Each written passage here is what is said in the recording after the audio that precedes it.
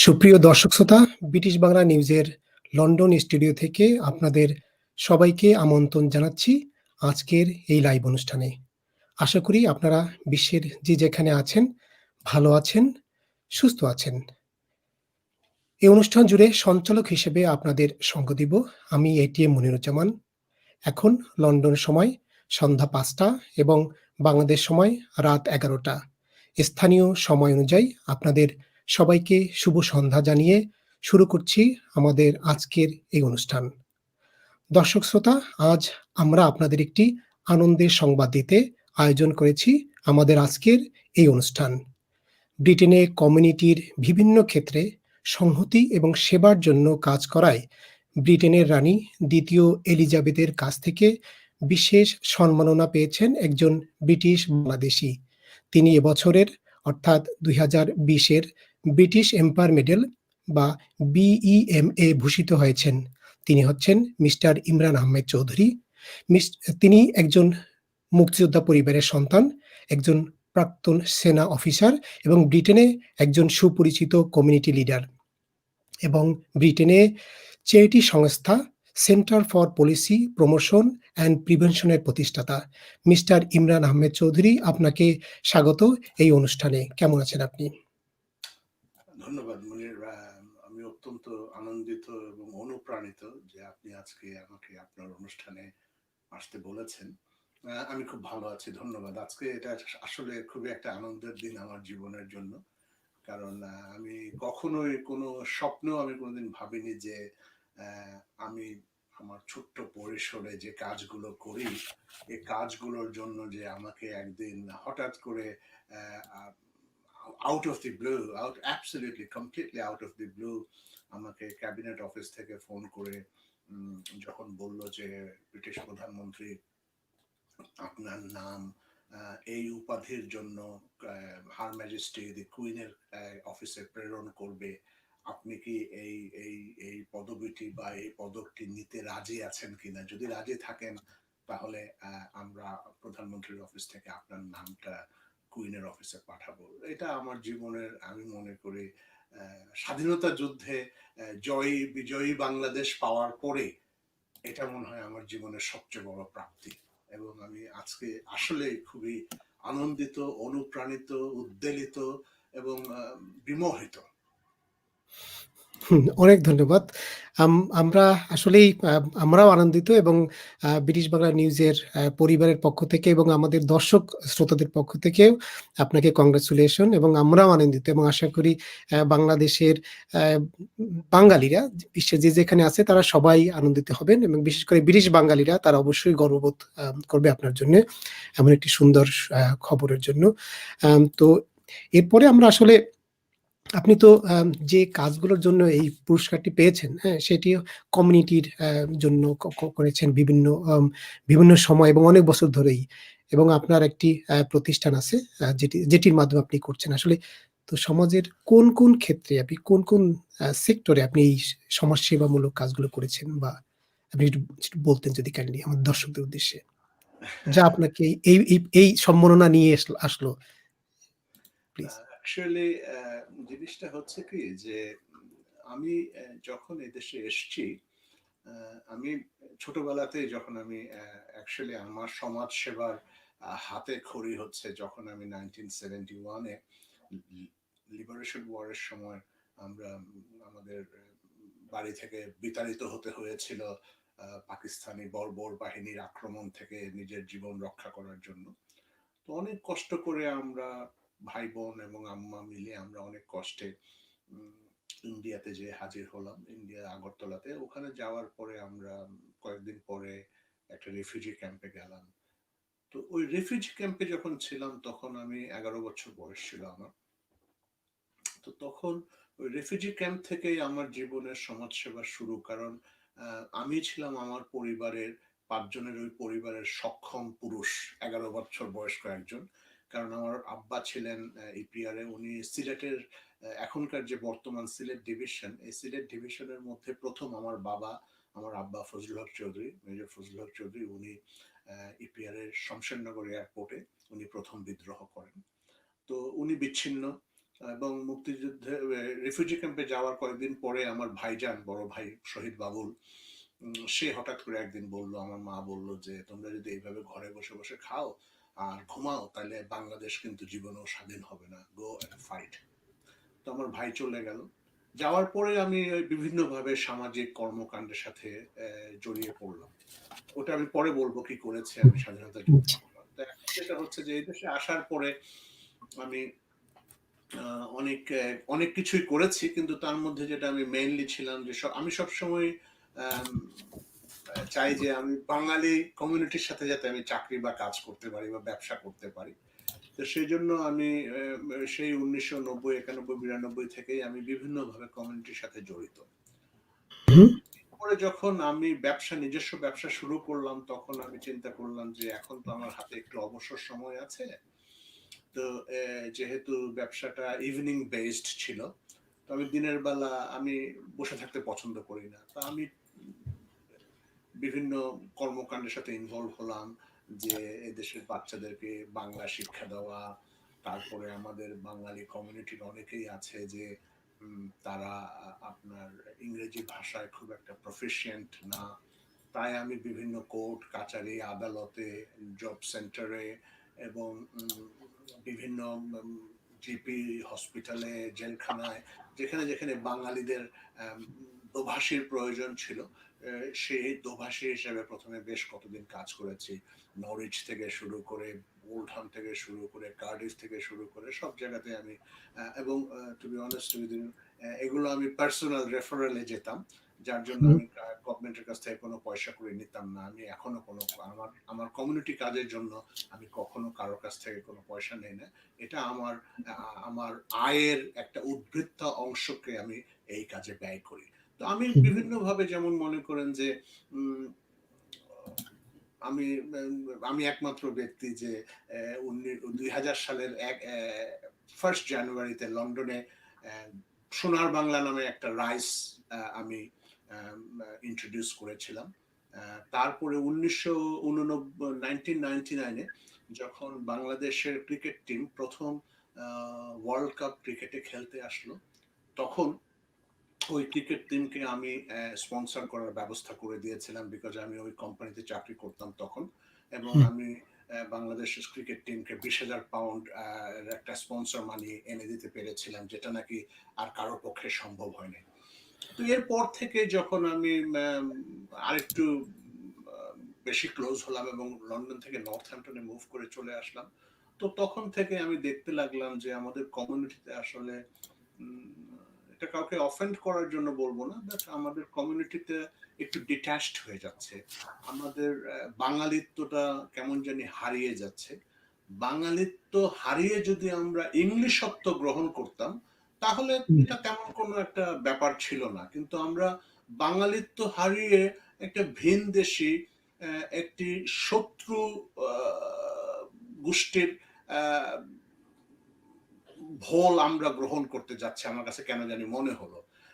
যে যারা একসময় আমাদের মা বোনদেরকে নিপীড়ন করেছে, অত্যাচার করেছে, রেপ করেছে, আমাদের ভাই বোনদেরকে পশুর মতো গুলি করে মেরেছে, ওই ওই ওই ধরনের দেশীয় লোকদের তল্পি বাহক হওয়ার মতো জানি কেন একটা আম, অভিপ্রায় আমাদের কমিউনিটির কিছু লোকের ভিতরে ঢুকে গেল, এবং তারা আমাদের বাঙালিত্ব বিসর্জন দিয়ে তাদের ওই কালচার এমব্রেস করার জন্য ওতপ্রোতভাবে জড়িয়ে পড়তে থাকলো, আমার কাছে মনে হলো। এবং তারপরে যেটা হচ্ছে যে, আইল বি অনেস্ট উইথ ইউ, আমি বাংলাদেশের অন্যতম শ্রেষ্ঠ ইসলামিক মাদ্রাসা এবং বাংলাদেশে যে ব্যক্তি ইসলাম প্রচার করেছেন, বাংলাদেশের অন্যতম রিভিয়ার্ড যে যে সেইন্ট হজরত শাহজালালের যে মাজার, ওই মাজারের যে মাদ্রাসা, যে মক্তব, সেই হুম, মক্তবে আমি পড়াশোনা করেছি। আমরা আচ্ছা, 3 ভাই ওখানে সকালবেলা পড়তে যেতাম। হুম, তো আমি ক্রমাগত ভাবে দেখতে লাগলাম যে আহ, আমি যে রিলিজিয়ানটা শিখেছি এবং যে রিলিজিয়ানটা আমার বাপ দাদারা এক সময়, আমার দাদার দাদারা সিলেটের বাসী ছিলেন, বাট ওই বিবাহ বন্ধনে আবদ্ধ হওয়ার মাধ্যমে আমরা ব্রাহ্মণবাড়িয়া এলাকাতে চলে এসেছি, যেটা নাকি ভেরি হুম, অ্যাডজাসেন্ট এরিয়াস। হুম, তো আমাদের আমাদের যে রিলিজিয়নটা ছিল এবং যে রিলিজিয়নটা আমার মনে করেন যে আমাদের যে হিসাবে আমার বাবার একটা রিসার্চে বলে যে আমরা হয়তো 1795 সালের দিকে আমরা আমাদের ফ্যামিলি ইসলাম ধর্মে গ্রহণ করেছেন। তো এখন জিনিসটা হচ্ছে যে আমরা যেই ধর্মটা শিখে এসেছিলাম, সুফিজম, আমাদের ধর্মের ভিতরে সেকুলারিজম ছিল, আমাদের ভিতরে কোনো হেট ছিল না। আমি বড় হয়েছি বাংলাদেশের, আমি 24টা জায়গায় থেকেছি, আমি 14টা স্কুলে পড়াশোনা করেছি। তো আমার বন্ধু খ্রিস্টান জেমস অলোক চৌধুরী এখনো আমার খুবই প্রিয় বন্ধু। আমার বন্ধু ফারুকি ব্রাহ্মণবাড়িয়ার, সে আহমেদি মুসলিম। আমার বন্ধু আরেকজন আছে, সে ছিল শিয়া মুসলিম। আমার বন্ধু আছে রনি, আমার বন্ধু আছে পঙ্কজ, আমার বন্ধু আছে প্রদীপ, এরা হিন্দু। সো আমরা একটা সমষ্টিগতভাবে একটা সেকুলার একটা দেশের মধ্যে আমরা বড় হয়েছি। আমরা যেমনি ভাবে আমাদের ঈদের সময় আমার বন্ধু অলোক, প্রদীপ ওরা এসে আমার বাসায় খেত, ঠিক তেমনি ভাবে আমি ওদের দুর্গা পূজায়, সরস্বতী পূজায়, কালী পূজায় যেতাম। এটার ভিতরে কোনো ডিফারেন্স ছিল না। এটাই হচ্ছে বাংলার একটা শাশ্বত একটা সংস্কৃতি, যে আমরা সবাই collectively irrespective of religion views and culture আমরা একে অপরের সাথে সম্পৃক্ত। তো আমি আস্তে আস্তে দেখতে থাকলাম যে এখানে যেটা চলছে সেটা হচ্ছে যে সবার থেকে ডিটাচ করে কেমন জানি একটা কুক্ষিগত সমাজ গড়ে তোলার একটা অভিপ্রায় কিছু কিছু ব্যক্তিবর্গ বা কিছু কিছু সংগঠন এ ধরনের একটা প্ররোচনা বা একটা মার্কেটিং বা একটা অ্যাক্টিভিটিস চালাচ্ছিল। তো আমি মনে করি যে সবচেয়ে বড় জিনিসটা হচ্ছে যে আমার জন্ম যেখানেই হোক না কেন, আমি যেই হই না কেন, যেই ধর্মেরই হই না কেন, I must take pride in my roots. আমি যদি আমার রুটসের উপর ব্যাপারে আমি যদি প্রাউড না হই, তাহলে আমি কে আমি নিজেই তো জানি না। আরেকটা জিনিস আছে, there is a saying in English, if you don't know where you come from, you will never know where you need to reach. So আমি যদি আমার অতীত সম্পর্কে না জানি, তাহলে আমি বুঝবো কিভাবে যে আমাকে সামনে কোথায় যেতে হবে। তো এই কারণেই এসব বিভিন্ন কারণ। তারপরে যেটা হচ্ছে যে আমি একটু কবি টাইপের মানুষ, লেখালেখি করতে পছন্দ করি, আমি নেচারকে খুব ভালোবাসি। আমি একা একা জঙ্গলের মধ্যে হাঁটতে যাই, সাইকেলিং করতে যাই, এবং আমি বিভিন্ন জায়গায় র্যামলিং এ যাই, মাউন্টেন ওয়াকিং এ যাই। তো আমার তখন আমি নিজে নিজে কবিতা আবৃত্তি করি। তা আমি যেমন নজরুলের একটা কবিতা আছে, ওই জলকে চলে লো কার ঝিয়ারি, রূপ ছাপে না তার নীল শাড়ি। তো আমি দেখতে পেলাম যে আমাদের কালচার এবং আমাদের যে ড্রেসিং সেন্স এবং আমাদের যে বাংলা শাশ্বত ভাবে যে মা বোনেরা যে যেভাবে তারা শাড়ি টাড়ি পরে, এগুলো সব কেমন জানি ডাইলুটেড হয়ে যাচ্ছে। তো এইসব চিন্তা ভাবনা করে আমি চিন্তা করলাম যে এটা তো আসলে this is not correct, because you need to preserve your history. আপনি দেখেন, আমার একটা রেস্টুরেন্ট ছিল হার্টফোর্ডে। এই রেস্টুরেন্টটা, বিল্ডিংটা বানানো হয়েছিল 1512 সালে। জি। 1512 সালে, মানে আজ থেকে 495 বছর আগে, 485 বছর আগে। তো আমি ওই বিল্ডিংটা কিনে তারপরে ওই বিল্ডিংটা রক্ষণাবেক্ষণ করতে এবং গভর্নমেন্টের কাছ থেকে যেসব ইনস্ট্রাকশন ছিল ওইগুলো ফুলফিল করতে আমাকে বছরে 10 থেকে 12 হাজার পাউন্ড খরচ করতে হতো। এক্সট্রা। আমি তখন এক্সট্রা আমি তখন চিন্তা করতাম যে এদেশের দেখো বিল্ডিং কে তারা কি রেসপেক্ট করে, তাহলে এদের কালচারকে তারা কিরকম রেসপেক্ট করবে। তো আমি ওইভাবে তখন আমি এটা রিলেট করার চেষ্টা করলাম যে আমরা স্বাধীনতা যুদ্ধের সময় আমাদের যে ইথস, যে কালচার, যে যে অ্যাসপিরেশনস ছিল, এটা চেঞ্জ হয়ে যাচ্ছে দিন দিন। তো আমি চিন্তা করলাম যে না, I should go out and I should start talking about it. তো এরপরে যেটা হলো যে 2010 সালে আমি একটা বিয়েতে গিয়েছিলাম লন্ডনে। তো একটা এখানে একটু বলি যে মানে বাংলাদেশ, আমার একটা সম্পৃক্ততা আছে, সেটা হচ্ছে বাংলাদেশ আর্মির সাথে। আমি একসময় বাংলাদেশ আর্মিতে কমিশন অফিসার ছিলাম, এবং ব্রিটেনে বাংলাদেশ আর্মির যতগুলো অফিসার্স এসছে, বিএমএ বাংলাদেশ মিলিটারি একাডেমি ভাটিয়ারিতে যারা ট্রেনিং প্রাপ্ত, ইন্ডিজিনাস 100% পিওর বাংলাদেশি কমিশন যারা, তাদের মধ্যে আমি প্রথম ইংল্যান্ডে স্থায়ীভাবে বসবাস শুরু করেছি এবং ব্রিটিশ সিটিজেনশিপ পেয়েছি। যার ফলে সবাই আমার সাথে লন্ডনে আসার আগে যোগাযোগ করে বা আমি সবাইকে হেল্প করি, এবং in the Bangladesh army everybody knows that I am very cooperative, I always reach out for people and I always help people. So এরকম একটা একজন আর্মি অফিসার আমাকে একদিন অনুষ্ঠানে দাওয়াত দিয়েছিল, তো আমি ওখানে গিয়েছিলাম। যাওয়ার পরে সে বলতেছিল যে বাংলাদেশে যদি টাইগার থেকে থাকে তাহলে সালাউদ্দিন কাদের চৌধুরী আছে। তো এটা অপমানজনক লাগছে আমার কাছে, খুবই খুবই অপমানজনক। কারণ এইভাবে যদি একজন শিক্ষিত একজন আর্মির মেজর যদি এই কথা বলে, তার মুখাপেক্ষী কিন্তু অনেক লোক, এবং সে যদি এই মিথ্যা ইতিহাস প্রমোট করে, তাহলে একদিন এমন একটা জিনিস হবে যে এটাই সত্য। গোয়েবলের মতো যখন হিটলারের প্ররোচনা সে করত, এত বেশি মিথ্যা কথা সে বারবার বলতো একই কথা, যেটা নাকি পরে সত্যে পর্যবসিত হয়েছিল। তো আমি তখন চিন্তা করলাম যে না, এদেরকে তো এভাবে ছেড়ে দেওয়া যায় না। I have to do something because this is my responsibility. কিন্তু তার আগে আমি কখনোই কাউকে কোনোদিন বলতাম না আমি মুক্তিযোদ্ধার ছেলে, আমি আর্মিতে ছিলাম, আমার বাবা মুক্তিযোদ্ধা, আমার ভাই শহীদ হয়েছে। আমি এগুলো কাউকে কিছু বলতাম না। I used to mind my own business. তো 2010 সাল থেকে আমি তখন, ওই দিন আমি বিয়ে বাড়িতে খেলাম টেলাম না। I got very angry, I was very angry with that gentleman, and I left. And I drove to Northampton 70 miles, and I was just thinking যে আমি যদি এখন কথা না বলি তাহলে এমন একটা সময় আসবে যে আমার ছেলে আমার মেয়েরা যাদের চাচা বা কাকা যুদ্ধে জীবন আত্মত্যাগ করেছে, যার দাদা এই যুদ্ধ শুরু করেছে, আমি এত কষ্ট করেছি, এই সব ইতিহাস এদের কাছে ভুল প্রমাণিত করে দেবে।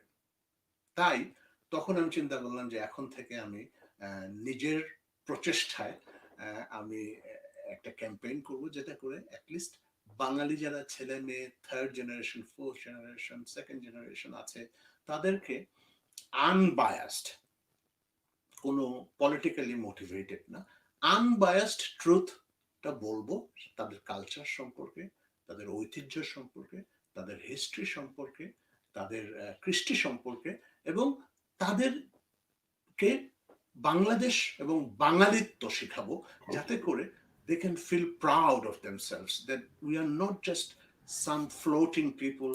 We have come to this country, we have a long heritage, we have documented history of last 4,000 years old history. We are a very enriched ethnic group in the world, the third largest ethnic group in the world. So এইভাবে আমি শুরু করলাম আর কি আমার কি বলবো সমাজ সেবা বা সামাজিক কর্মকাণ্ড। তো এইভাবে চলছে এখন। তো আমি এর মধ্যে মনে করেন যে আমি অ্যাক্টিভিটিস এর মধ্যে আমি সব বিজয় দিবস, 21শে ফেব্রুয়ারি, তারপরে আপনার স্বাধীনতা দিবস, এবং যেখানে কোনো বাঙালি কংগ্রেগেশন হয়, যদি আমাকে তারা, আমি তো ক্ষুদ্র মানুষ, সবাই তো আমাকে চিনে না, যদি কেউ চিনে বা জানে এবং তারা আমাকে ডাকে, তো ডাকলে আমি কোনো সময় মানা করি না। যদি কার্ডিফে যেতে হয়, স্কটল্যান্ডে যেতে হয়, এডিনবরা যেতে হয়, পার্থ যেতে হয়, ইনভারনেস যেতে হয়, কর্নওয়ালে যেতে হয়, আমি নিজের পয়সা ব্যয় করে যে আমি 10 মিনিটের বক্তৃতা দিয়ে আসি, because I do it for my passion, I don't do it for any recognition. আমরা যদি আপনার সকল ইচ্ছা এবং মোটিভেশনটাকে সামারাইজ করি, তাহলে আপনি এই ব্রিটেনে বসবাসরত বাঙালিদের বাঙালিত্ব টিকিয়ে রাখার সংগ্রাম করছেন। আপনি বাঙালি I'm not a revolutionary, no, I'm a very relaxed চেষ্টা man. করছেন। আমি যেটা করতে চাই সেটা হচ্ছে, আমি একটা জিনিস মনে করি যে it's not সংগ্রাম, it's not যুদ্ধ, it's nothing, it is let's talk. আপনি যদি কথা বলেন, কমিউনিকেট করেন, লজিক দিয়ে যদি কথা বলেন, যারা বুদ্ধিমান তারা আপনার কথা গ্রহণ করবে। এবং আমি মনে হয় একমাত্র ব্যক্তি যে আমি প্রমোদে ঢেলে দিনু মন এখনো করি নাই। আমি নৌকাটা হয়তো উজান বেয়ে চলেছি, বাকি সবাই কিন্তু নৌকার স্রোতের সাথে তাল মিলানো অলরেডি শুরু করে দিয়েছে। আমার কাছে দুঃখ লাগে যখন আমি দেখি যে আমার বাঙালি পোশাক ছেড়ে আমি ইংলিশ পোশাক গ্রহণ না করে আমি আরেক ভিনদেশি পোশাক পরতেছি। সো এটা হচ্ছে একটা কালচারাল একটা আগ্রাসন, যেটাকে বাংলায় বলে। তো এই কালচারাল আগ্রাসন, সোশ্যাল আগ্রাসন, ইকোনমিক আগ্রাসন, পলিটিক্যাল আগ্রাসন, ফান্ডামেন্টাল হিস্টোরিক্যাল আগ্রাসন, এই সব কিছুতে আমি মনে করি যে তাদেরকে আমি দোষ দেব না, তারা they are motivated, they are brainwashed, they are maybe they believe in that, but আমি মনে করি যে there is an alternative, there is an alternative agenda, there is an alternative what do you call it, directive, and there is an argument to have. So I'm doing that, perhaps. I thank you. don't know how successful I'll be, but I believe in one thing. I was a refugee in 1971. আমরা ওই হিস্ট্রিতে আসবো। একটু এর আগে যদি বলেন যে আপনি আরেকটি বেশি খুব গুরুত্বপূর্ণ, যেটা হলো দেখা যায় যে বিভিন্ন সংবাদ মাধ্যমে, ব্রিটিশ সংবাদ মাধ্যমে আসে যে আমরা মুসলিমরা মানে ব্রিটিশ কালচার, ব্রিটিশ সোসাইটির সাথে তেমন একটা আ এই মানে খাপ খাওয়াতে পারি না। তারা বিভিন্ন সময় রিপোর্টে এবং রিসার্চে সেটাই বলে। কিছুদিন আগে দেখা গেছে যে ব্রিটিশ মুসলিম রা অন্য রিলিজিয়াসকে মানে খুব কম সংখ্যক মনে করে যে তাদের মানে বিবাহ বন্ধনে আবদ্ধ হওয়া উচিত। এ এ তো এরকমের নিউজ কিন্তু আমরা প্রায়ই দেখি। তো সে বিষয়ে আপনি যেটা বললেন অলরেডি যে আপনি চেষ্টা করছেন তাদেরকে মানে ব্রিটিশ ভাবধারায়, ব্রিটিশ কালচারের সাথে একটা আ সম্পর্ক স্থাপন করা। অর্থাৎ বোঝানো যে be a Roman when you were in Rome. হ্যাঁ, Thank you. It's a very important question. Very, very important question. So এটা আপনাকে অনেক ধন্যবাদ সেটার জন্য। জি, আপনি যদি কিছু বলতে চান। জি। জিনিসটা হচ্ছে যে this is your country. This is your country. You born here. You should be. This is my descendants, my পরবর্তী পুরুষদের কান্ট্রি। আমার ছেলে মেয়ে, আমার নাতি, আমার আমি মানে grand children, Bangladesh is a Nemesis for them. তারা যাবে বাংলাদেশে হলিডে করতে, তারা সবসময় বাঙালি ফুড খাবে, ভাত খাবে, সবকিছু করবে। এটা আমি একটু এড করি। চিকেন টিক্কা মাসালা become the most popular dish in UK. আপনি কি জানেন কিনা সেই রিপোর্টটা? আমি জানি, বাট ওইটা একটা ডিফারেন্ট ইস্যু, ওটা পরে বলবো। বাট জিনিসটা হচ্ছে যে তো আমাদের আমাদের বাঙালিত্বর একটা রেশ থেকেই যাবে। কিন্তু যেটা ইম্পর্টেন্ট হচ্ছে সেটা হচ্ছে এই যে আমি যে সোসাইটিতে বড় হচ্ছি, আমি যেই মানুষদের সাথে স্কুলে যাচ্ছি, যে মানুষের সাথে কলেজে যাচ্ছি, ইউনিভার্সিটিতে যাচ্ছি, যে মানুষের সাথে ফুটবল খেলা দেখতেছি, যে মানুষের সাথে বসে আমি আড্ডা মারতেছি, এবং তার থেকে যদি আমি সবসময় একটা ডিস্টেন্ট মেন্টাল একটা এম্বার্গো, মেন্টাল একটা ডিস্টেন্স যদি মেনটেন করি, তাহলে it's not fair and it's unfair. মানে you are living someone else's life. Yes. তো ২ নম্বর হচ্ছে যে এখানে অনেক ফ্যাক্টর আছে। এখানে শুধু বাঙালিদের দোষ দিলেই হবে না। হ্যাঁ? আমরা অনেক সময় এগিয়ে যাই, ওরা হয়তো আমাদেরকে গ্রহণ করে না। এটাও একটা ফ্যাক্টর আছে। এবং আমরাও গ্রহণ করি না বিকজ আমাদের মাথার ভিতরে বিষ ঢুকানো হচ্ছে। ঠিক আছে? যেমন একটা এক্সাম্পল দেই যে এনিথিং মানে কোনো গভর্নমেন্ট বা কোনো সরকার বা কোনো সংস্থার যে কোনো অ্যাক্টিভিটিজের মধ্যে আমরা নেগেটিভ একটা পয়েন্ট খুঁজে বের করার চেষ্টা করি, আমরা আমাদের কমিউনিটিকে টেনে নামিয়ে আনার চেষ্টা করি। তো এটারও একটা প্রবলেম আছে। বাট আমি মনে করি যে আমাদের community should be integrated with the British community. খুব ভালোভাবে ইন্টিগ্রেশন করতে হবে। লুক, ওয়েন একটা কমিউনিটি যখন বড় হয় তখন কমিউনিটিটাকে এক্সপ্যান্ড করতে হলে আপনার মিক্স ম্যারেজেস থাকবে, আপনার other activities will always be there. This is part of life. This is, look, human society যুগে যুগে আপনি যদি দেখেন হিউম্যান সোসাইটির দি এসেন্স অফ হিউম্যান সিভিলাইজেশনটা হচ্ছে অ্যানথ্রোপোলজিক্যালি, এটা হচ্ছে আপনার মাইগ্রেশন। এক দেশের মানুষ আরেক দেশে গেছে, এক দেশের মানুষ আরেক দেশে এসছে, এক দেশের পুরুষ আরেক দেশের মেয়েকে বিয়ে করেছে, এক দেশের মেয়ে আরেক দেশের পুরুষকে বিয়ে, this is part of life. And if you are a fool, then only you will say no, I don't accept it. But this is part of life, this will happen. But এটা থেকে যেটা main জিনিসটা হচ্ছে যে you have to have mutual respect. You have to respect all the other religion. এখন জিনিসটা কি, the কম্পিটিশনটা হচ্ছে whose God is bigger than whose God. That is not the religion doesn't say that. What religion says, everybody's God is everybody's God. You respect everybody's God and you worship your own God. Do not undermine his God for the sake of making your God bigger one.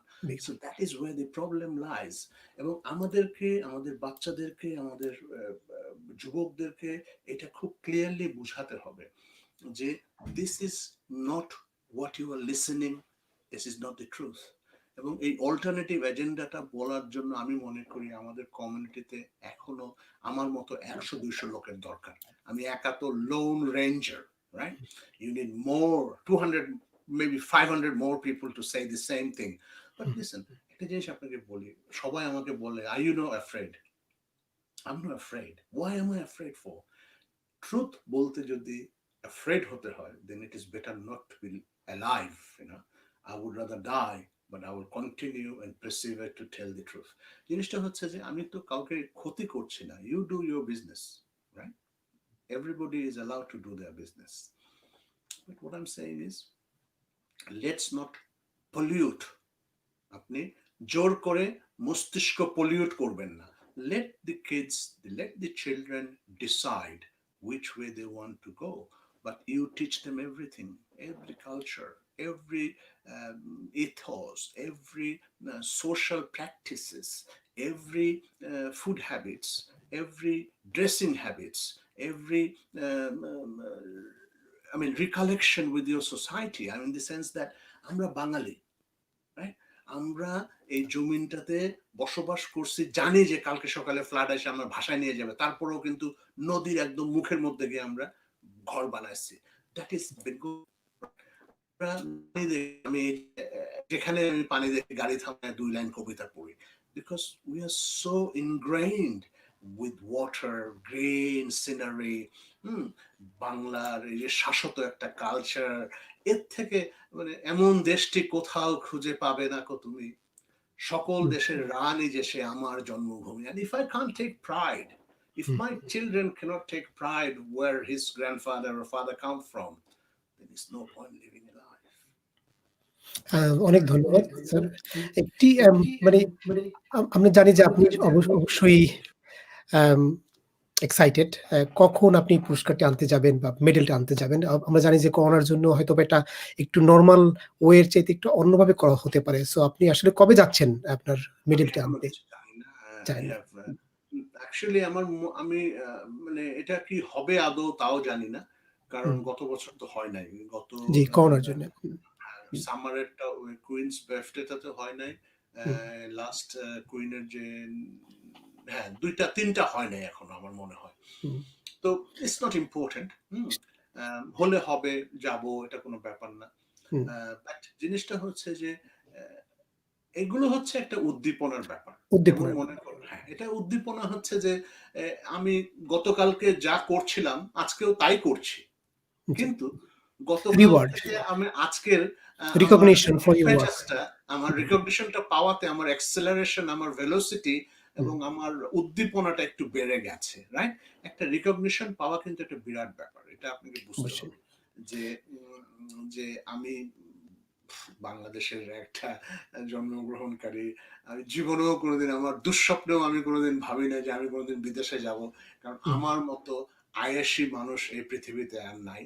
তো আমার জন্য বিদেশে থাকা খুবই risky এবং কষ্টকর, কারণ আমি I like everything done by people, এরকম মানে একটা মেন্টালিটি আমার ছিল একসময়। তো ওই সব ফেলে টেলে আমি লন্ডনে এসে বসবাস করছি, এটা আমি নিজেকেই নিজে বিশ্বাস চিমটি কাটা লাগে মাঝে মাঝে, that how am I doing it. So and from there to actually get an award from her, I'm a royalist. আমি রয়্যাল হিস্ট্রির উপরে প্রচুর পড়াশোনা করি, আমার বাবাও রয়্যালিস্ট ছিল, and it just epitomizes the honor that I have received from Her Majesty the Queen. It perhaps is, like I said, the second most highest thing in my life. Thank you sir. একটি প্রশ্ন আমরা দেখেছি যে আপনাকে নিয়ে যে আপনি পুরস্কার নিয়ে যে সংবাদ হয়েছে, সেখানে আপনি বাঙালি কমিউনিটি বা মানে মাইনরিটি কমিউনিটির ভিতরে যে একটা চরমপন্থার যে একটা প্রকোপ বা প্রচলন বা প্রচেষ্টা আছে, সেটার বিরুদ্ধে বা সেটার মানে বিপক্ষে বা সেটাকে রিমুভ করার জন্য আপনি বিভিন্ন যোগাযোগ এবং মানে চেষ্টা করছেন। এটি ব্যাপকভাবে আলোচিত হয়েছে এবং ব্যাপকভাবে প্রশংসিত হয়েছে। তো সেটিকে আসলে আপনি কিভাবে দেখেন এবং আপনি কি মনে করেন আসলেই আমাদের কমিউনিটির ভিতরে এটি একটি সমস্যা? সমস্যা হলে সমাধানের উপায় কি? ব্যাপারটা হচ্ছে কি, একটা জিনিস মনে রাখবেন যে আমাদের কমিউনিটি বা অন্য কোনো কমিউনিটি সবাই একই নৌকায়। আমাদের কমিউনিটির যেটা মেইন প্রবলেম হচ্ছে যে আমাদের কমিউনিটিতে এটা এই চরমবাদ। আমরা বাঙালি, যত কিছুই বলেন না কেন, যে দেশেই হুম, জন্মগ্রহণ করুক না কেন, ব্যথা পেলে কিন্তু ও মাগো বলে উঠবে, ও মাই জি, গো বা ও মাগো বলে উঠবে, হুম, ইনভ্যারিয়েবলি, রাইট? হুম, সো আমাদের কমিউনিটিতে চরমপন্থার সমস্যা হতে পারে এখনো, যে আম, শুরু হয়েছে তা না। তবে আমাদের এই আমাদের কিশোর এবং আমাদের যুবক এবং আমাদের তরুণরা এই চরমপন্থী আইডিওলজি যারা পোষণ করে এবং যারা এই চরমপন্থী আইডিওলজির মাধ্যমে একটা ধর্মীয় ধর্মীয় রাজনীতি চালু করতে চায়, তারা মনে করে যে এই কিশোর যুবক এবং তরুণদেরকে দিয়ে যদি আমরা ডিস্ট্রাকশন করাতে পারি, হুম, তাহলে আমরা পৃথিবীকে কাবু করে ফেলতে পারবো। একটা জিনিস মনে রাখবেন, every kid in the world they like playing with arms, ammunition, গোলা গুলি, পিস্তল, হুম। আপনার ওই যে কি বলে খেলনা পিস্তল নিয়ে সব দেশে। এখন সবাই ছোটবেলায় সবাই খেলাধুলা সবাই করতেন। পছন্দ। সবাই। এখন আপনি যদি তাকে বলেন যে লাইক ফর এক্সাম্পল, হুম, আমাকে সেকেন্ড লেফটেন্যান্ট হইতে 2 বছর ট্রেনিং করা লাগছে, তারপরে হুম, আমি সেকেন্ড লেফটেন্যান্ট হয়েছি, রাইট?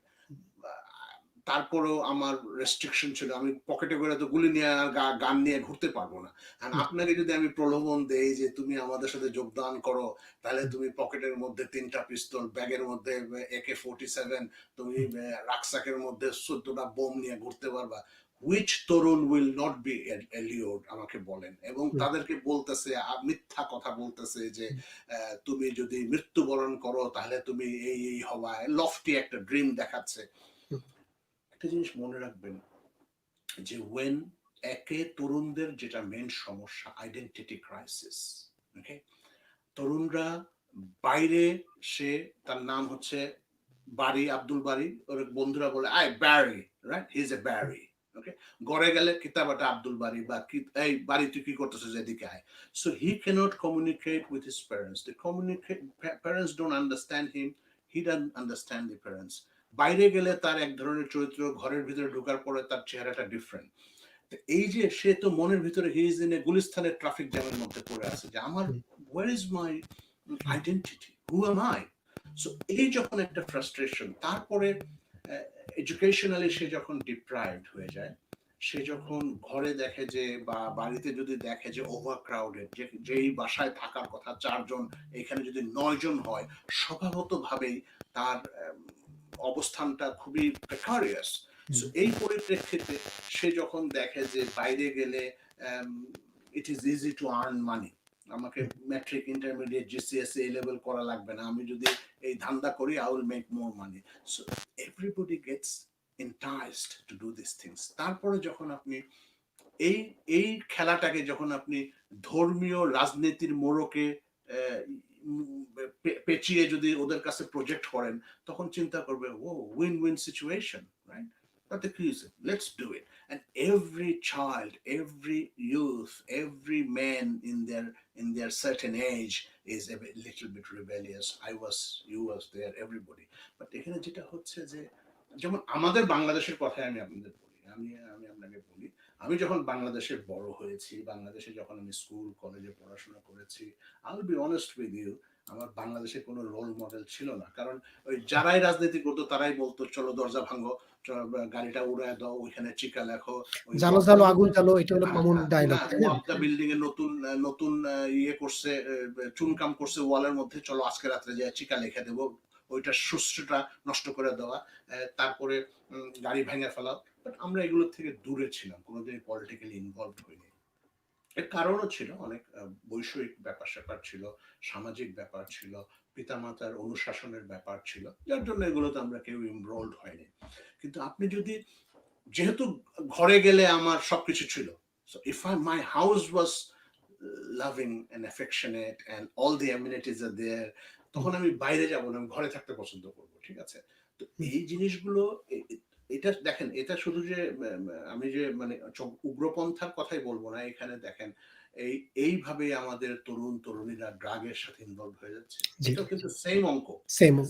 নাইফ ক্রাইমের সাথে ইনভলভ হয়ে যাচ্ছে, জি। অ্যান্টি সোশ্যাল বিহেভিয়ারের সাথে ইনভলভ হয়ে যাচ্ছে। এদের কোনো কেরিয়ার গাইডেন্স নাই, জিসিএসসি এ লেভেল করে এরা কি কি অ্যাভিনিউ এদের জন্য ওপেন আছে তারা খুঁজে পাচ্ছে না, রাইট? তারা ওই একই লাইনে ফলো করার চেষ্টা করতেছে, ডাইভার্সিফাই করতেছে না। তো এইসব কারণে যেটা হচ্ছে যে আমাদের কমিউনিটির তরুণ তরুণীরা একটা ক্যাপটিভ অডিয়েন্স, একটা breeding ground of all sorts of negative things. আর সবসময় মনে রাখবেন যে তরুণ এবং বয়স কমদের ভিতরে যদি আপনি রেবেলিয়ান কথাবার্তা ঢুকাই দিতে পারেন, এবং তারা সবসময় এটা পছন্দ করবে, সবসময় negative left movement, and I'm not saying it's bad or good, anti-establishment, right? এটা বাংলাদেশে দেখবেন যে ওই মানে কিছু হোক না হোক সরকার বলছে আমি কি করব, রাইট? দোষ দিয়ে দেবে সরকারের উপরে। So because there is a problem of accepting official order. So the same thing I think resonates in this country. We need to be careful. um, Parenting is very important. আপনার social clusters গুলো very important, living condition গুলো very important, economically আপনি দুই নৌকায় পা দিয়ে রাখতে পারবেন না। You are living in UK with your family, you should, I'm not saying you should, but আপনি সারাদিন খালি বাংলাদেশের গান গাইবেন আর বাংলাদেশে কোথায় জমি কিনবেন, বাড়ি কিনবেন, পুকুর কিনবেন, কয়টা বড় বড় বিল্ডিং বানাবেন, আর এখানে আপনি কুড়ে ঘরে থাকবেন, this does not help the kids. তারা ডিটাচড হয়ে যায় যে কি ব্যাপার, আমি আমার কোনো ভ্যালু নাই, কিন্তু they have other peoples value in the family, so then they feel detached from the family when they go out. আপনি যখন যাবেন তখন যদি আপনি কোনো ভালো কাজে না যায়, যেমন মনে করেন আমাদের কোনো ইউথ ক্লাব নাই, আমাদের এখানে কোনো স্পোর্টস ক্লাব নাই, আমাদের এখানে কোনো লাইব্রেরিতে কেউ যাইতে চায় না, কারণ আমরা কাউকে শিখাই নাই লাইব্রেরিতে যাওয়া কাকে বলে, ঠিক আছে? সো যার ফলে হয় কি, আপনি গেটোয়াইজেশন, একই বিল্ডিং এ 256টা ফ্যামিলি থাকতেছেন, 6 ধরনের কমিউনিটির লোক, এতে করে হচ্ছে কি তখন it becomes a breeding ground for people with ulterior motive. It doesn't have to be ugropontha, it can be anything, it can be antisocial, it can be drug, it can be smuggling, it can be anything. So this is important, that সমাজের যারা প্রতিষ্ঠিত, যারা সমাজে একটু অর্থনৈতিক, সামাজিক, পারিবারিক ভাবে সুসংগত, তারা যে এইসব বাচ্চাদের সাথে কথা বলা উচিত। They should spend some time to connect with them so that they can resonate, connection একটা resonate করতে পারে। তো আমি মনে করি যে এখানে আমি চেষ্টা করি, আমি একা, I'm a lone ranger in this game. I have motivated few people, তারা এখন আমার লাইনে কথা বলে, একসময় তারা খুবই নেগেটিভ ছিল আমার কথাবার্তার ব্যাপারে, বাট এখন slowly and gradually I think I have been able to motivate them, because I talk logically, I talk from my experience, I talk from the world at large, with a very view of the bird's eye view of the world at large, what is happening all around the world. So from that perspective আমি অনেক কিছু লোককে motivate করার চেষ্টা করেছি। But look, according to 2011 এর যে সেন্সাসটা হয়েছিল অফিস অফ ন্যাশনাল স্ট্যাটিস্টিক্স এর, ওই সেন্সাস অনুযায়ী ইউকে তে 474,000 বাংলাদেশিরা থাকে। এখন এ- এই এটি কি ব্রিটিশ সিটিজেন বাদে ব্রিটিশ ব্রিটিশ, বাঙালি, সরি সেকেন্ড, এটা কি ব্রিটিশ বাঙালি প্লাস নন ব্রিটিশ কম্বাইন্ড? না বাংলাদেশি। এখন আপনি সিটিজেন বা নন সিটিজেন, আপনি হয়তো ওকে, আপনি পার্মানেন্ট রেসিডেন্ট হিসেবে আছেন, এখানে বা whichever way if you have হতে voter পারে। list এ আছেন, হ্যাঁ, হুম, বাট ইলিগেল না, but hmm, that's the thing. So okay, এখানে 474 now if you the next census যেটা হুম, হবে সেটা হবে 2021 এ, 11 বছর পরে পরে 10 বছর পরে পরে হয়। সো আপনার এই সেন্সাসে হয়তো it will be more than 500,000 I am sure. তো এখন জিনিসটা হচ্ছে যে 500,000 এর মধ্যে যদি আপনি if you take 5 people in a family, there are about 100,000 families. Huge 100,000, হ্যাঁ, হিউজ 100,000, নাম্বার। 100,000 families, 100,000 families এর মধ্যে আপনার invariably 50% lives in London, hmm, 50,000 families।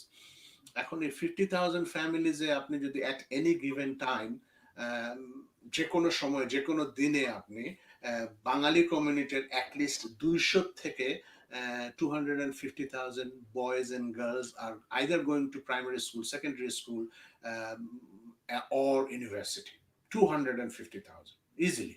easy, now easily আপনার এই 250,000 বয়েজ অ্যান্ড গার্লস এর জন্য there are, you need a lot of motivators, right? I mean engage করতে হবে তাদেরকে, তাদেরকে কালচার সম্পর্কে বলতে হবে, তাদেরকে বাংলাদেশের ঐতিহ্য সম্পর্কে বলতে হবে। আমি একটু কোশ্চেন করি যে সেটা হচ্ছে আপনি কি মনে করেন যে বাংলাদেশের বাইরে বাঙালি বাঙালি বিশ্বের যে দেশেই আছে তার ভিতরে ব্রিটেনে কিন্তু অনেক পুরাতন এই কমিউনিটি, বাঙালি কমিউনিটি বিশ্বের অন্য যে কোনো দেশের তুলনায় পুরাতন এবং আম বেশ স্ট্রং। আমাদের ৪ জন মনে হয় এমপি আছে। তো আপনি কি মনে করেন যে কালচারাল আম কালচারকে টিকিয়ে রাখার জন্য, বাঙালিত্ব টিকিয়ে রাখার জন্য আমাদের do we have enough organisation, enough arrangement আপনি কি মনে করেন? এবং আমি আপনাকে বলি, না ওইটা নাই, বাট আমি যেটা বলতেছি যে বাংলাদেশি যারা আমাদের পূর্বপুরুষরা এই দেশে এসেছেন, they were amazing people, absolutely amazing. I mean আপনি ভাবতেও পারবেন না, ওনাদের কাছে শ্রদ্ধায় মাথা অবনত, সত্যি। বিকজ আপনি লন্ডনটা, আমি যখন এসেছি তখন কিন্তু লন্ডনটা অন্যরকম ছিল, আজকের লন্ডন না। না, Okay? তারা এই এই এই এরকম একটা ঘিঞ্জি অন্ধকার, সারাদিন কুয়াশাচ্ছন্ন, চিমনির আপনার ধোঁয়া বেরোচ্ছে, তারপরে বৈরী একটা পরিবেশ, না এক লাইন বাংলায় বা ইংলিশে কথা বলতে পারে, রেসিজম আউটসাইড। রেসিজম তো ইনর্মাস, রাইট? It was এখনো তো প্রচুর। আমি আমি আমি আপনার ফেসবুকে প্রত্যেকদিন লেখি যে হুম, আমি Imran Chowdhury, I get racist abuse every other week, perhaps hmm, once or twice. So this is part of life, ঠিক আছে? তো তার মধ্যে ওনারা যে কালচারটাকে ইনট্যাক্ট রেখেছেন, ফ্যামিলি গুলোকে নিয়ে এসছেন, নিয়ে এসে ওনাদের ওনাদের কাছে আমরা চিরকৃতজ্ঞ। কৃতজ্ঞ। হুম, এনর্মাসলি ওনারা এক একজন মানে মনুমেন্টাল অ্যাচিভমেন্ট ওনাদের। জি, তারপরে যেটা হচ্ছে যে প্রবলেমটা হচ্ছে কি যে you have to understand the world has changed, okay? World has changed because এই ওয়ার্ল্ডের মধ্যে অনেক people are there with ulterior motives, তো যার ফলে তারা poverty stricken, ghettoized community, তারপরে easy to manipulate with lot of false information about establishment, politics, religion and everything করে তারা এখানে একটা ফিশিং ব্রিডিং গ্রাউন্ড বানিয়েছে। এটা আমরাই শুধু সাসেপ্টেবল না, most of the immigrants communities are susceptible, apart from Indians. Indians are different spectrum and move করে গেছে, which we should follow, which we should emulate and we should adopt. তো এখন জিনিসটা, বাট আমরা আবার everything we are segregating with religion, hmm, right? It's not right, because religion is part of you. I'm a Muslim, right?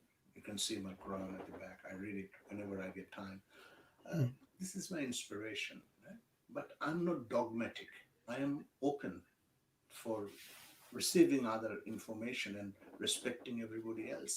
তো এখন জিনিসটা হচ্ছে যে এই পন্থা থেকে এই উগ্রপন্থা, এই নাইফ ক্রাইম, এই অ্যান্টি সোশ্যাল বিহেভিয়ার, এই গ্যাং লাইফ, এগুলো থেকে, এবং একটা ক্যারেক্টার পার্সপেক্টিভ, একটা আপনার we have to play to in progression in various carriers. এটার জন্য আমি মনে করি যে আমাদের কমিউনিটিতে যারা একটু সামর্থ্য আছে, যাদের ভিতরে একটু ইন্টেনশন আছে, যারা দেশ মানে যারা বাঙালিত্বকে নিয়ে চিন্তা করে, who wants to keep the society intact, ethos intact, culture intact, aspirations and the ethnic অরিজিনটা যারা ইনটেক্ট রাখার চেষ্টা করে, আমি মনে করি তাদের তাদের নিজস্ব ভাবে এগিয়ে আসা উচিত।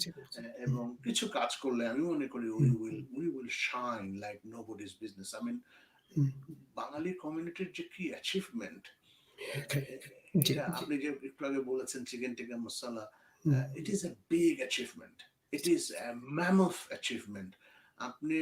We should be very very proud of our ancestors or present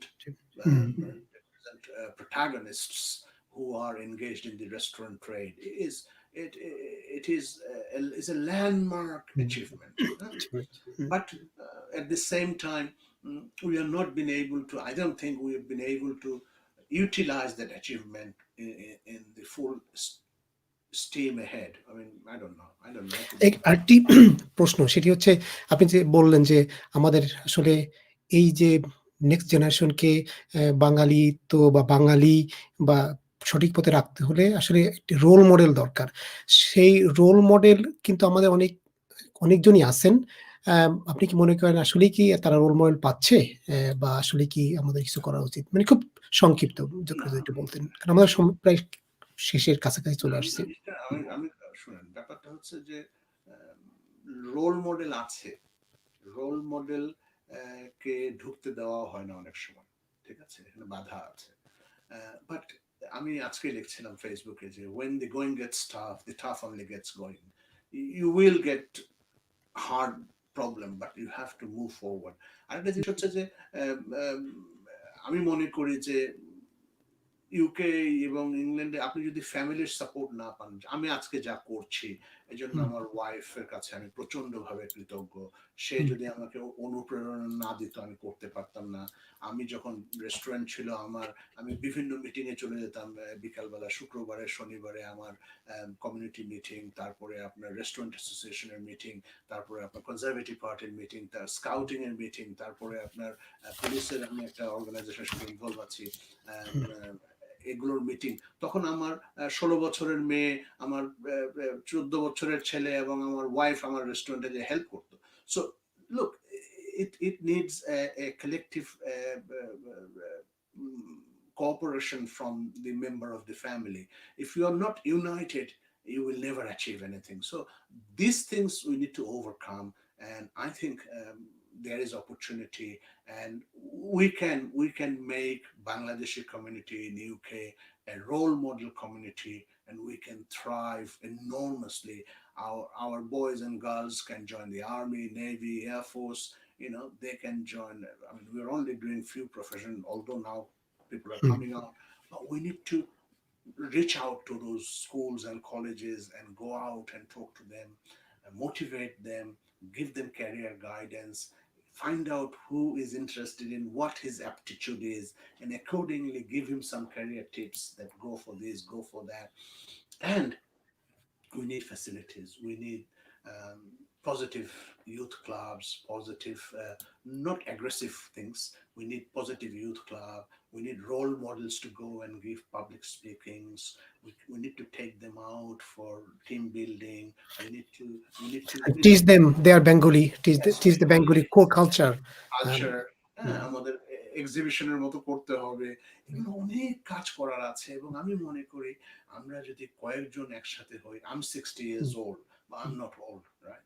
I have another 25 years minimum innings to play, right? So compared to US president, you're still young. Yes. So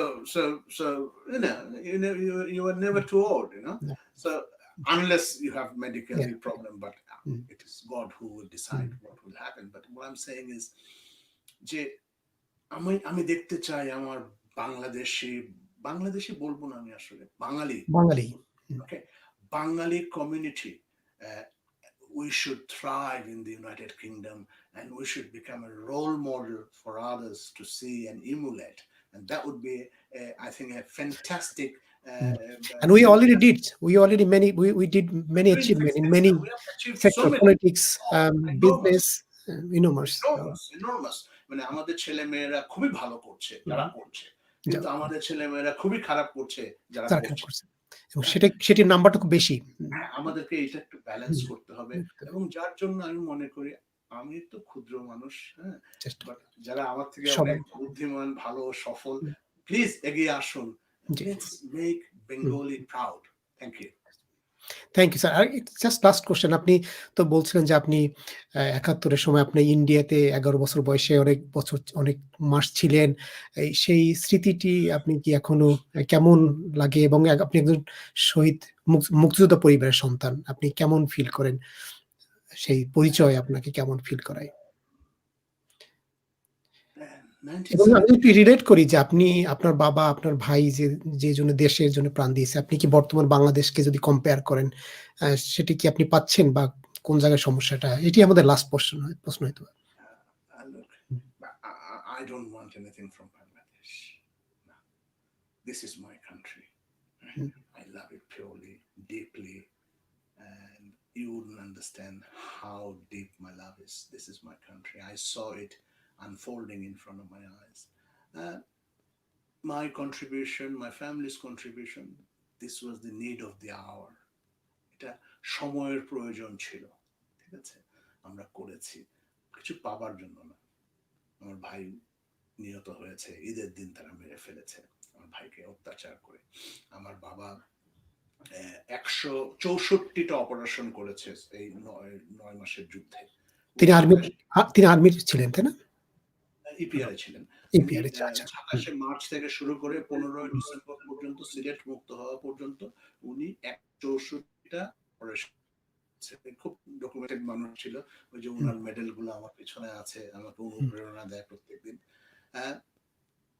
আমি ১১ বছর বয়সে আমরা আগরতলার একটা ৫ মাইল দূরে আগরতলা থেকে সূর্যমণিনগর নামে একটা শরণার্থী শিবিরে আমরা আশ্রিত ছিলাম ওইটা সূর্যমণিনগর স্পেশাল ক্যাম্প ওখানে আমরা ছিলাম তো আমার ভাইজান ১৭ বছর বয়সের ছিল তখন ১৬ বছর ৮-৯ মাস সে হঠাৎ করে একদিন বললো যে আমি চলে যাবো মুক্তিযুদ্ধে চলে গেল আমি আমার বোন ওনার বয়স ১৫ বছর আমার ছোট ২ ভাই একজনের হচ্ছে ৯ আর একজনের ৬ ৫ তো এই আমরা আর আম্মা এরা আমরা ক্যাম্পে থাকতাম এবং স্বাধীনতা যুদ্ধের ওই ৯টা মাস আমার জীবনের সবচেয়ে কষ্টকর সময় মানে আমি আমার জীবনে এত কষ্ট কোনোদিন করিনি রাতের পর রাত না খেয়ে থেকেছি দিনের বেলা সকালবেলা উঠে খালি পায়ে জীবনে আমি কোনোদিন একটা গাছে উঠি নাই এটা ওই যে বাসার সামনে যে একটা পেয়ারা গাছ থাকে আমি ওটাতেও কোনোদিন উঠি না আমি নাদুস নদুস টাইপের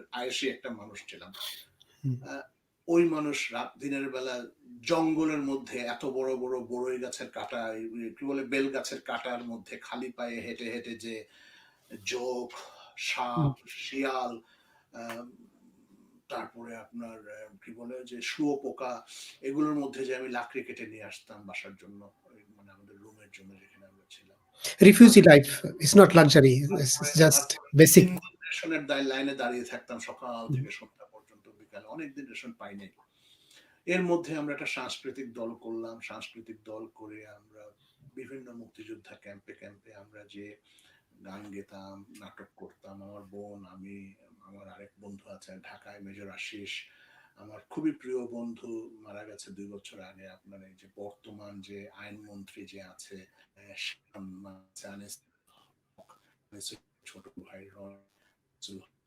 কাজেন শামীম ভাই বাংলাদেশের টিভির খবর পড়তো নাফিস ভাই টেলিভিশনে খবর পড়তো তার আরেক কাজিনস ছিল ভাই ছিল ফরহাদ ভাই স্কাউটিং করেছি ওই ক্যাম্পে পরিষ্কার পরিচ্ছন্নতা করেছি আমি ওইখানে একজন বিশম্বর বাবু, একজন হোমিওপ্যাথিক ডাক্তার ছিলেন, উনি ছিলেন ভারতেশ্বরী হোমসের ডক্টর, উনি আমাদের মধ্যে রেফিউজি ছিলেন। উনি এখানে আগরতলা কিছু বন্ধুবান্ধবের সপ্তাহে একটা হোমিওপ্যাথিক ফার্মেসি খুলেছিল, আমি ওইটাতে কম্পাউন্ডারের কাজ করতাম 2 দিন। তারপরে সাংস্কৃতিক দল করতাম, এবং যখন আপনার অক্টোবর নভেম্বরের দিকে জয় বাংলা পত্রিকা নামে একটা পত্রিকা বের হওয়া শুরু হলো, আমি আর রনি আর আমাদের আরেক বন্ধু ছিল সমরদা, উনি ইন্তেকাল হয়ে গেছেন, ভগবান ওনাকে সুপ্রসন্ন জায়গায় রাখো, খুবই ভালো মানুষ, আমার থেকে 2 বছরের বড়, আমাকে খুবই স্নেহ করতো। তা আমি সমরদা আর রনি, মানে জানিসুল হকের ছোট ভাই, আমরা বিভিন্ন, আমাদের আশেপাশে অনেকগুলো রিফিউজি ক্যাম্প ছিল। মনে রাখবেন যে 71 যদি আপনি না দেখেন, 71-কে বর্ণনা করা যাবে না ভাষায়। 71-এর রেফিউজিরা যদি ইন্ডিয়াতে না যেত, বাংলাদেশ স্বাধীন হতো না, পৃথিবী সজাগ হতো না, পৃথিবী কোনোদিন এই এত বড় শরণার্থী ইনফ্লাক্স পৃথিবীর ইতিহাসে কোনোদিন হয় নাই।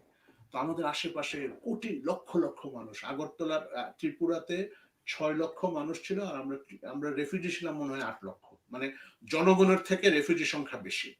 আচ্ছা। বিভিন্ন ক্যাম্পে ক্যাম্পে যে আমরা ওই মুক্তিযোদ্ধার ওই যে জয় বাংলা পেপার গুলো ডিস্ট্রিবিউট করতাম। তারপরে যখন নভেম্বরের এন্ডে যখন যুদ্ধে যাবে যাবে শুরু হয়ে গেল, আমরা দেখতে লাগলাম যে ইন্ডিয়ান আর্মি লক্ষ লক্ষ গাড়ি যাচ্ছে আপনার সাবরুমের দিকে, ফেনীর দিকে, কুমিল্লার দিকে, বিশালগড়ের দিকে, মেলাগড়ের দিকে যাচ্ছে লক্ষ লক্ষ গাড়ি।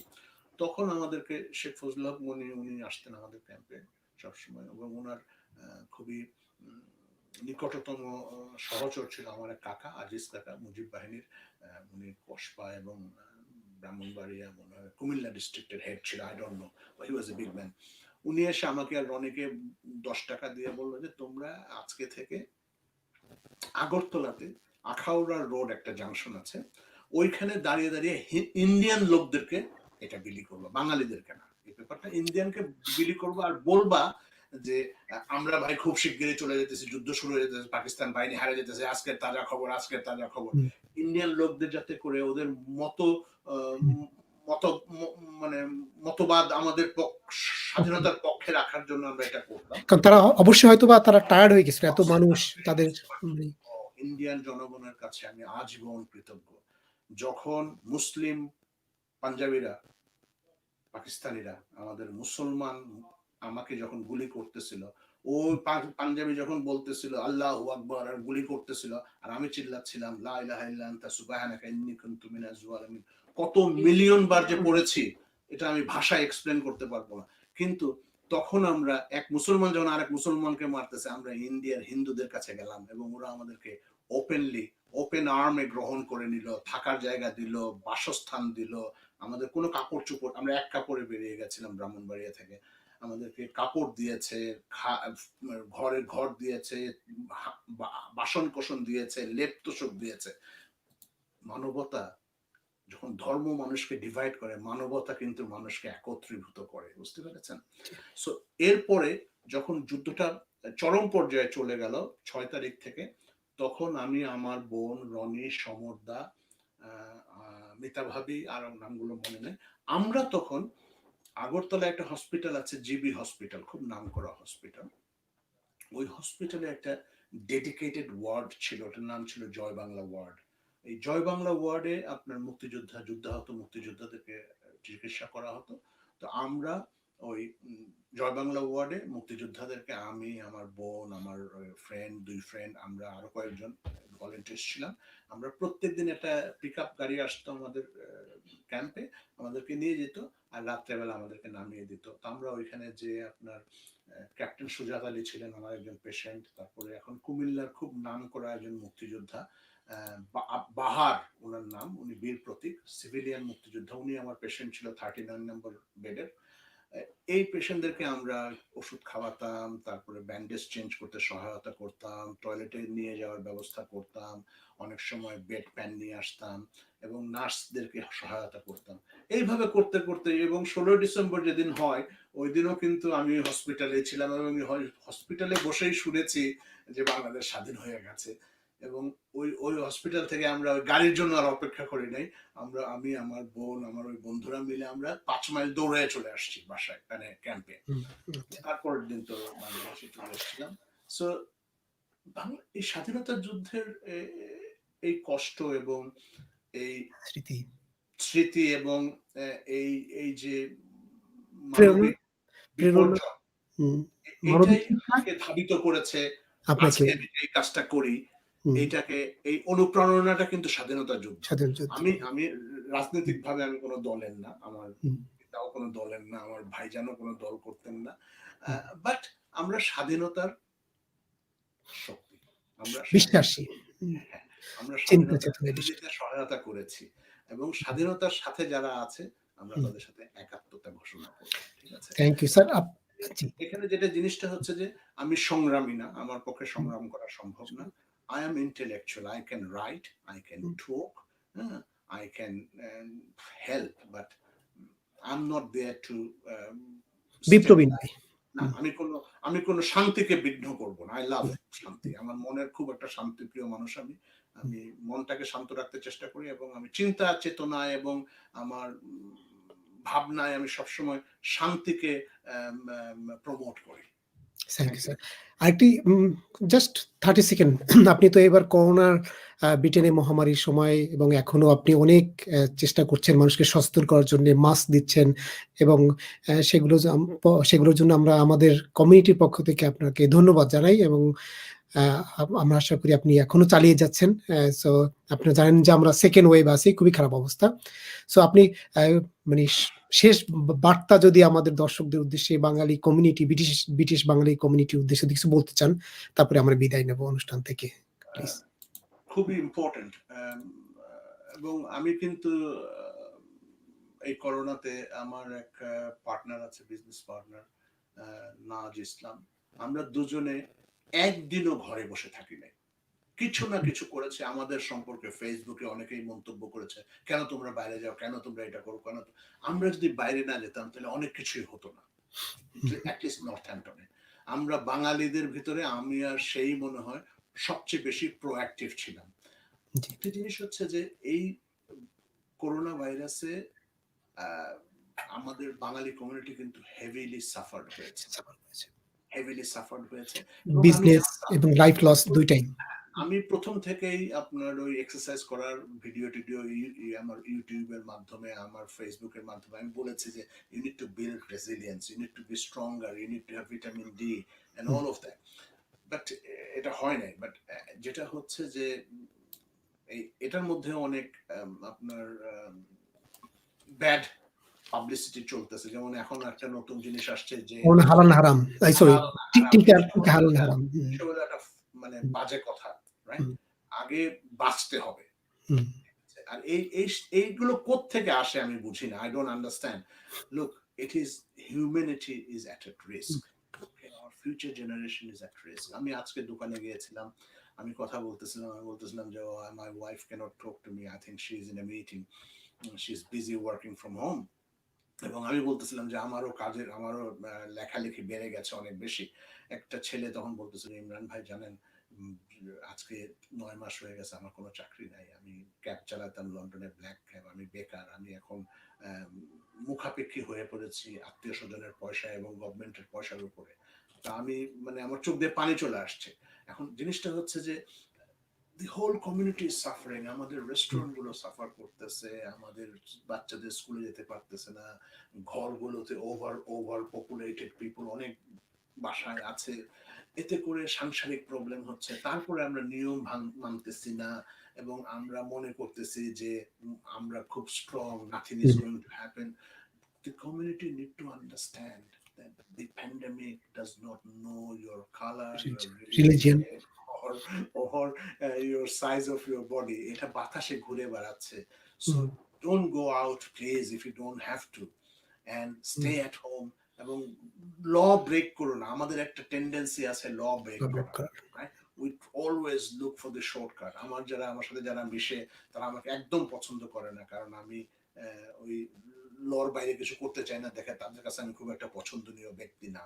but doesn't matter. I want to live my life the way I want to live, not listening to anybody else. আমি অনুগ্রহ করে আমাদের কমিউনিটিকে বলবো যে আপনারা প্লিজ অনুশাসনগুলো মেনে চলেন এবং নিয়ম ভঙ্গ করেন না, এবং এই যে মেডিকেল যে ট্রিটমেন্ট গুলো আছে এগুলোর মধ্যে কোনো বাখরা দিয়েন না। Let people survive. Our future generation needs their parents. Our community needs the elderlies, and we have to protect them. Thank you very much, and I'm really honored, humbled, thank you. and delighted. Thank you sir. প্রিয় দর্শক শ্রোতা, এতক্ষণ আমাদের সঙ্গে ছিলেন একজন community leader, একজন আম সমাজসেবক, একজন ভালো মানুষ, একজন একজন ছোট মুক্তিযোদ্ধাও যদি বলি আমরা। তো এবং একজন মুক্তিযোদ্ধা পরিবারের সন্তান। আমরা তার সাথে কৃতজ্ঞ। তিনি আমাদের সময় দিয়েছেন। তিনি এবার ব্রিটিশ এম্পায়ার মেডেল 2020 পেয়েছেন রানী এলিজাবেথের কাছ থেকে, এবং তার জন্য অ্যাজ এ বাঙালি হিসেবে আমরাও গর্বিত। এতক্ষণ আমাদের সঙ্গে যারা ছিলেন এবং আমাদের প্রোগ্রাম যারা দেখেছেন, সবার প্রতি আমরা কৃতজ্ঞতা প্রকাশ করছি, এবং ভবিষ্যতে যারা দেখবেন তাদের প্রতিও আমাদের ধন্যবাদ রইলো। সবাইকে শুভকামনা এবং সুন্দর স্বাস্থ্যর প্রত্যাশা জানিয়ে, এবং আপনারা ভালো থাকবেন, এবং আগামী বছরের হ্যাপি নিউ ইয়ার জানিয়ে আজকের মতো আমরা এখানেই বিদায় নিচ্ছি। আবার দেখা হবে অন্য কোনো অনুষ্ঠানে। ভালো থাকবেন। শুভরাত্রি। শুভ নববর্ষ।